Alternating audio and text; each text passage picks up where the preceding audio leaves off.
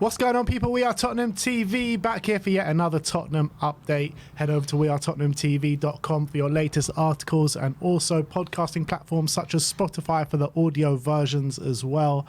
But let's get into the Tottenham update, starting off with Albert Gudmundsson once again, as Tutto Sports say that Albert Gudmundsson dreams of playing in the Premier League and has given Tottenham encouragement to reach an agreement with Genoa for his transfer. Inter Milan and Juventus are both interested in the midfielder, but Spurs do have the edge. Yeah, and I like this signing because I think he's having a great season in Serie A at the moment. He fills a number of different positions. He seems like an effective player in a number of different positions as well. He's quick. He's got good technical ability, good finishing ability as well. His goal contribution record this season is pretty good. For a team in Serie A, and I think on the international stage as well, we're starting to score quite regularly for Iceland. I do like this signing. Obviously 26 years of age. Obviously he's not a star name or a player who's going to shock a lot of people or a statement signing, but I do like the thought of him filling in a number of different positions up front, on the wing, and also midfield as well. Yeah, 13 goals and I think it's 3 assists this season in Serie A for a team like Genoa as well, which is really good. But I was just trying to see like what he's done previously in previous seasons, because he's not exactly, you know, a teenager or in his, how old is he? 26. Exactly. So he's not exactly in his early 20s either. So does it worry you that maybe this is the first real big season that he has had? It doesn't worry me as such as is it a signing that is going to improve the first team massively or take us to the next level? I don't know. I think he would probably be a player. I think you kind of need these kind of players who can fill in multiple different positions, who can be effective, always does the job. And I think he can do that. But also, you know, we'll be signing him because he's fairly cheap. They're talking about 25 million. So hopefully we would sign him, and then hopefully that could facilitate signings for bigger money in key positions. But knowing Spurs, we'll probably sign him as a star signing. I'm looking at him and his previous seasons in top divisions. So he was in the Eredivisie playing for AZ Alkmaar. In his last 2 years there, in his last year, 19 games, 4 goals. The year before that, 26 games, 7 goals. Last season, he did play for Genoa, who were obviously in Serie B at the time, and did get 11 goals.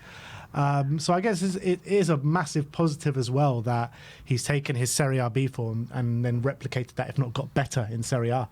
And also, Ange likes these kind of players who are not like, don't come with massive egos, are going to come and absolutely give everything for the team. You know, it was exactly what happened with Vicario. Hadn't spent much time in the top division, but he felt like he would, as Vicario said, would sign in blood to come join Tottenham. Maybe they see that in Gudmundsson as well. He'd be desperate to join someone like Spurs. I'm not saying this signing is a game changer, because I don't think it is, but I do think it's a smart piece of business. And I'm really liking the caliber of signings that we have brought in the last couple of windows as well, even since you go all the way back to I think 21, 22 when Paratici came in, or was it the year before? I can't remember off the top of my head, but the caliber of signings and the scouting network that we do have seem to be working for us really well. When you look at all the players that we have now, you know, Papsar, nobody really knew him before we bought him. Udogi, no one really knew him before we bought him. Vicario, Van de Ven, you know, all these kind of players, nobody really knew. Like, they weren't exactly making massive waves in the game of football where, you know, all the big teams were going gung-ho for them. So I think these kind of signings are the ones that kind of work for us. And when we do go and splash big money on players that, you know, other teams are going for, like the Tanguy and Ndombeles, Giovanni Lo Celsos and people of that ilk, don't seem to work out for us really that well. Yeah, but I don't like looking at those examples, because just because we spent money badly in the past doesn't mean we should never spend money. You know what I mean? We should never look to buy someone.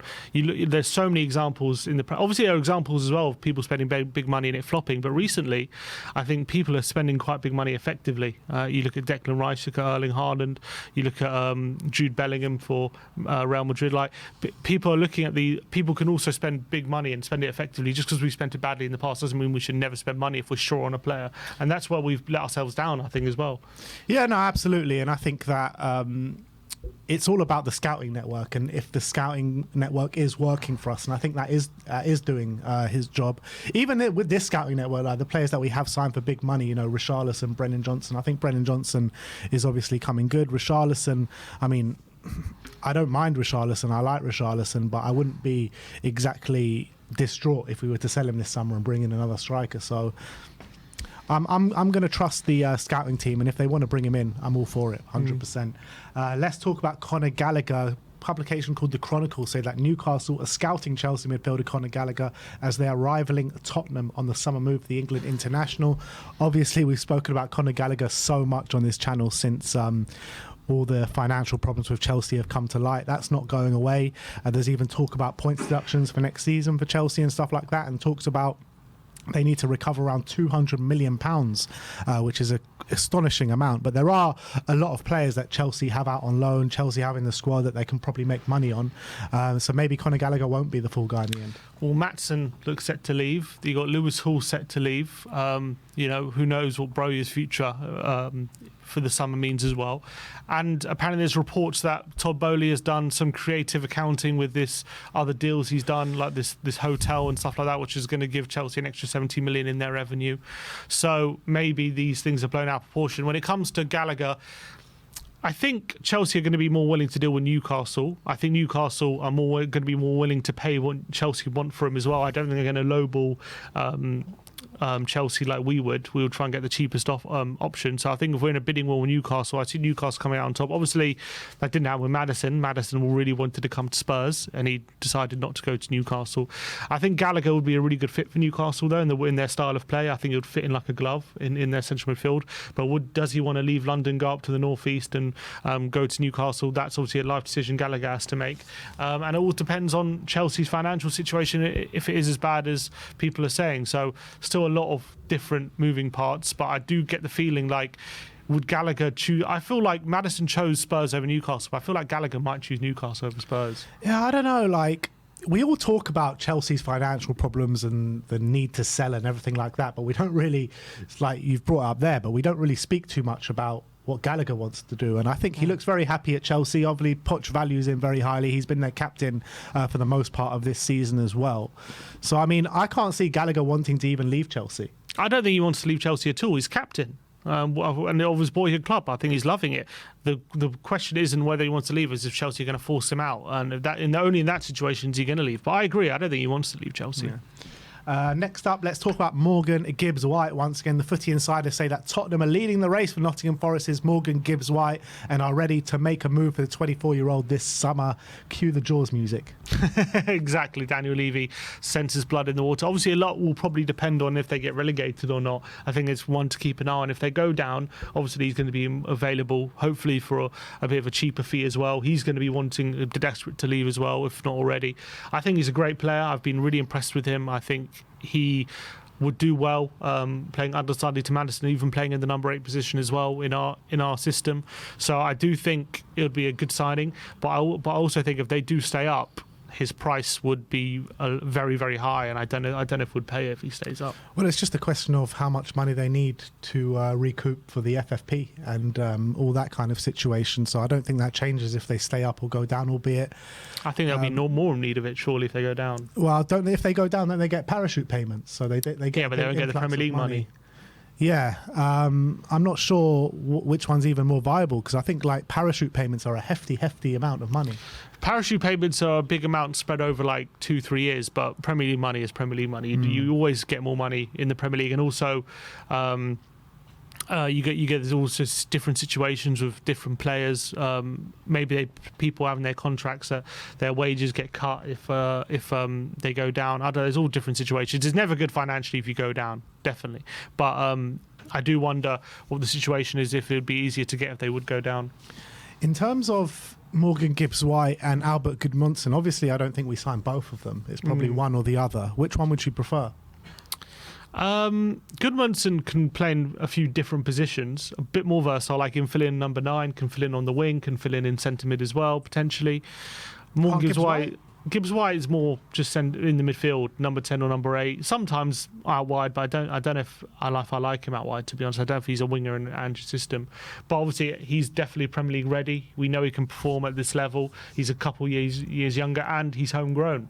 So I think if we had a choice between the two, if the money is similar and whatnot, I'd probably just side with Gibbs-White.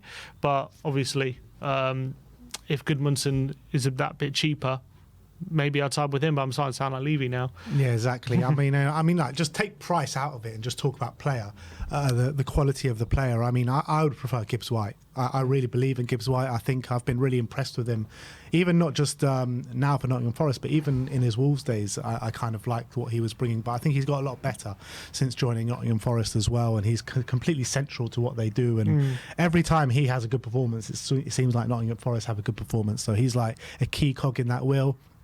I'd love to see him through the door. I really would. Next up, we're going to talk about Serge Gnabry. Football Insider say that Tottenham are interested in signing former Arsenal winner Serge Gnabry, with Bayern Munich willing to sell the 28-year-old this summer. It is rumoured that Bayern Munich are going to have a bit of a fire sale this summer to try and get back that dominance in the Bundesliga that they did have. You know, last year they only just about won the Bundesliga on the last day. This year they're well off the pace in the Bundesliga, albeit they are in the semi-finals of the Champions League. In terms of Serge Gnabry, though, surely he'd be an unbelievable signing for us. I don't know, actually. I think he's a really good player. But this season, he's had a lot of injuries. He's only played 9 Bundesliga games, scoring 3 goals. He's 28 years of age. Also, the kind of winger he is, he's a good player, but is he the kind of winger we want in our system, to be honest? I don't know if he's that kind of player who likes to take people on, create chances. He's much more of a player who likes to cut inside, get into goal-scoring positions, and he's a good finisher as well. Obviously, he's a good player. I'd assume we're only interested if it's a cut-price deal, especially with the injuries he's had this season. So I don't, especially high wages he's probably going to command. I don't think this is a viable deal, to be honest. You talk about injuries. I mean, I'm looking at his. This is the first season he's ever had major injury problems. Yeah, but he's 28. It's not like a recurring thing, is it? But he is 28. You know, he's getting close to that 30-year-old mark. I think if we're going to go for a player in that position, they need to be younger, fresher, someone a bit more vibrant. I don't know if Gnabry on high wages, who could be, maybe he could be finished in a couple of years. Not finished, but, you know, is he declining? There's a case for it. And I don't know. It seems to me like a deal that Tottenham won't do to me. Yeah, I'm just looking at his contract details as well. He does have 2 years left in his contract, running till 2026.